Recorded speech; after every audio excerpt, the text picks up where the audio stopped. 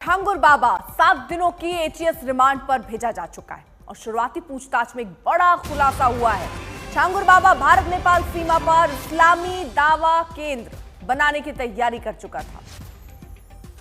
दावा यानी इस्लाम का प्रचार, लेकिन असल मकसद था धर्मांतरण का अड्डा खड़ा करना। एटीएस सूत्रों के मुताबिक इसके लिए फंडिंग शुरू हो चुकी थी। फंडिंग के जरिए दावा केंद्र का ढांचा लगभग तैयार हो चुका था, बस धर्म बदलने का अधर्म शुरू होना बाकी था। इसके लिए ठाकुर ने अपने रिश्तेदारों और शिष्यों के साथ मिलकर एक बड़ा गैंग खड़ा किया था और ये गैंग अलग अलग जगहों पर इस्लाम में धर्मांतरण के कार्यक्रम आयोजित कर रहा था। एटीएस का दावा है कि अब तक उसने 1500 महिलाओं का धर्मांतरण कराया, जिसमें ज्यादातर निसंतान, विधवा और या तो त्यागी हुई महिलाएं थी। इसका नेटवर्क महाराष्ट्र और दुबई तक फैला हुआ था, तो विदेशों तक बताया जा रहा है इसके तार जो है वो जुड़े हुए हैं। अभी आपको जल्दी से हम बताएं, भारत नेपाल सीमा पर दरअसल इस्लामी दावा केंद्र का इसका प्लान था और इसी के आधार पर यह और बड़ा अपना रैकेट करना चाह रहा था। दावा यानी इस्लाम प्रचार यानी धर्मांतरण का ठिकाना बनाने की इसकी साजिश थी, जिसका भंडाफोड़ हुआ है। फंडिंग शुरू कर दी थी, बस काम शुरू होना बाकी था, यानी पैसे आ गए थे, बस काम शुरू होना बाकी था। विदेशी फंडिंग और अंतर्राष्ट्रीय कनेक्शन की भी अब आगे जांच हो रही है। इसका पहला शिकार बनी थी नीतू, जो अब नसरीन बन चुकी है और उसी के जरिए उस पूरे रैकेट को उसने फैलाया है। अदालत ने ठाकुर और नसरीन को 7 दिनों के एटीएस रिमांड पर अब सौंप दिया है। कुछ और गिरफ्तारियां भी हो सकती हैं। फिलहाल जिस तरह की लड़कियों को टारगेट करता था, निसंतान, विधवा या परित्यागा समेत 1500 का धर्मांतरण इस ठाकुर बाबा ने कराया था। यूपी से महाराष्ट्र, दुबई तक इसका पूरा जो ये नेटवर्क था धर्मांतरण का, ये फैला हुआ था। पहला शिकार, जैसा मैं बता रही थी आपको, नीतू, जो कि अब नसरीन है, उसने ये दरअसल मिलकर पूरा ये रैकेट फैलाया। नसरीन को 7 दिनों के एटीएस रिमांड पर फिलहाल सौंप दिया गया है। इस दौरान आईबी समेत कई खुफिया एजेंसी पूछताछ करेंगी। आजमगढ़ में ठाकुर और उसके समर्थकों के खिलाफ 2 साल पहले धर्मांतरण का केस दर्ज हो चुका है। अब उसी केस की परतें फिर से खुलने लगी हैं। आशीष हमारे साथ जुड़ चुके हैं और जानकारी के साथ। आशीष,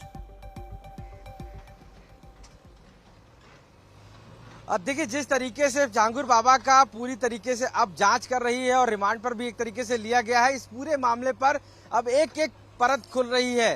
क्योंकि पहले यहाँ पर मुकदमे भी दर्ज हुए, कई बार मुकदमे दर्ज हुए, लेकिन पुलिस के द्वारा कभी भी गिरफ्तारी नहीं की जा सकी। लेकिन एटीएस के इन्वॉल्व के बाद गिरफ्तारी की जा चुकी है।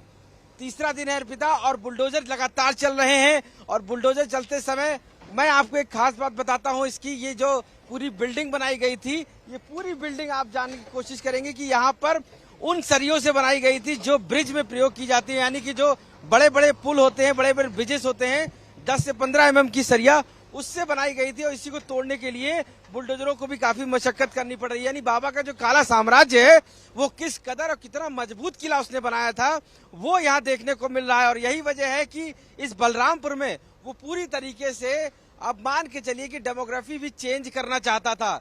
यहाँ पर उसने धर्मांतरण के लिए लगातार ऐसे लोगों को खड़ा कर रखा था जो यहाँ से हिंदू पॉपुलेशन को कम करें और मुस्लिम पॉपुलेशन को बढ़ाएं। और यही वजह था उसका धर्मांतरण का, क्योंकि लगातार वो खतरनाक खेल खेल रहा था। और बलरामपुर में जैसी इस पूरे एरिया में जहाँ पर नौतनवा यहाँ पर ये रहता है, जहाँ पर ये जगह है, वहां पर भी पूरी तरीके से ऐसे लोगों को, अपने जो स्लीपर सेल थे उनको एक्टिव करके रखा हुआ था।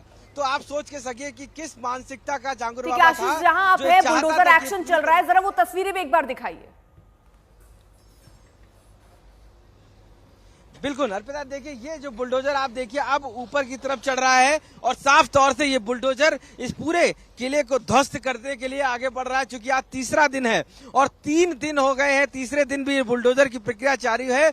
और जिस इस बड़े किले के अंदर घुस पाना भी मुश्किल था, आज वहां पर आधा दर्जन से ऊपर देखिए यहाँ पर बुलडोजर लगातार कार्रवाई कर रहे हैं। लगातार इसमें जो पाइप्स प्रयोग किए गए थे, इसमें जो लोहे की रॉड्स प्रयोग की गई थी, वो इतनी मजबूत है कि इसको तोड़ने के लिए भी काफी मशक्कत करनी पड़ रही है।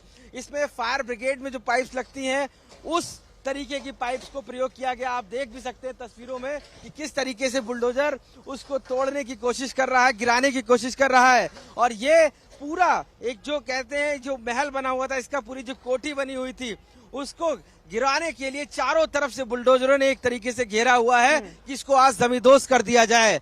और लगातार ये बुलडोजर की कार्रवाई सुबह से चालू है और लगातार जारी रहेगी।